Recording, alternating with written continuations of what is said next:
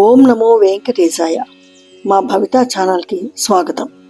ఈ వీడియోలో శ్రీమద్ భగవద్గీతలోని ప్రథమ అధ్యాయంలోని 19వ శ్లోకం నుంచి 26వ శ్లోకం వరకు అర్థాలను తెలుసుకుందాం.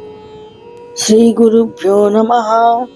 ఓం శ్రీకృష్ణాయ పరమాత్మనే నమః.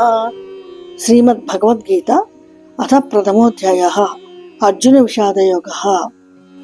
సఘోషోధార్తరాష్ట్రాణాం హృదయాని వ్యధారయత్ నభస్య పృథివీం చైవ తుములో వ్యనునాదయన్.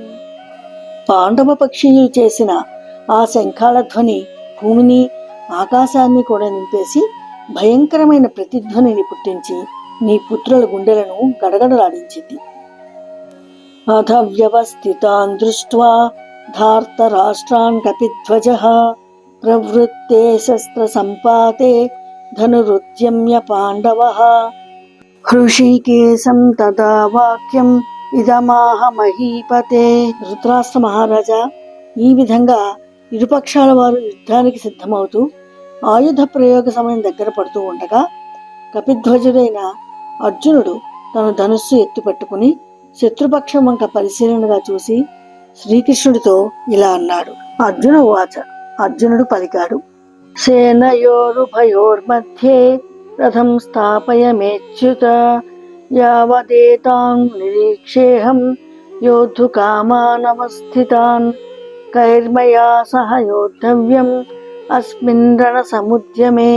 ఓ అచ్యుత, ఒకసారి నా రథాన్ని ఈ రెండు సేనల మధ్యలో నిలబెట్టు.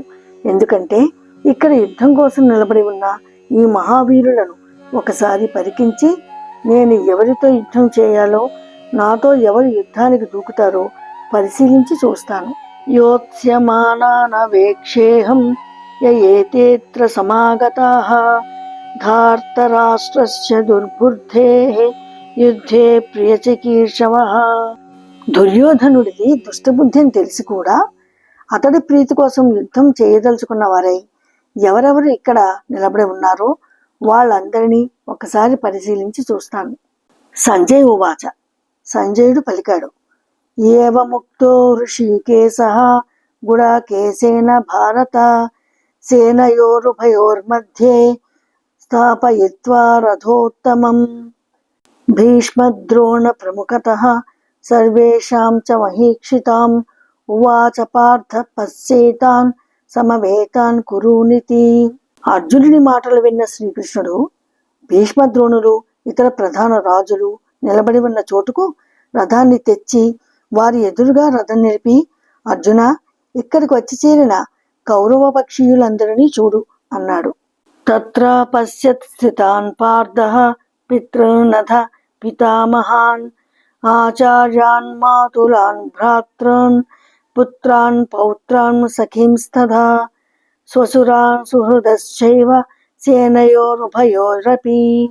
రెండు సేనల వంక అర్జునుడు పరిశీలించి చూశాడు.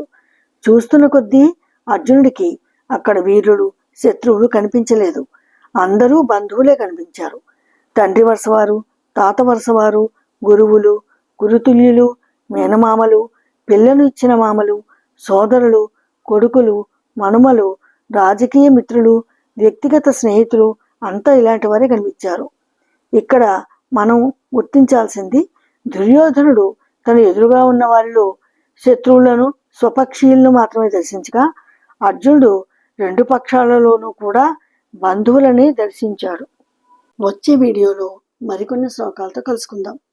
ఈ వీడియో నచ్చినట్లయితే కమెంట్లో శ్రీకృష్ణాయ నమః అని పెట్టండి. లైక్ చేయండి, షేర్ చేయండి అండ్ సబ్స్క్రైబ్ చేయండి. Thank you.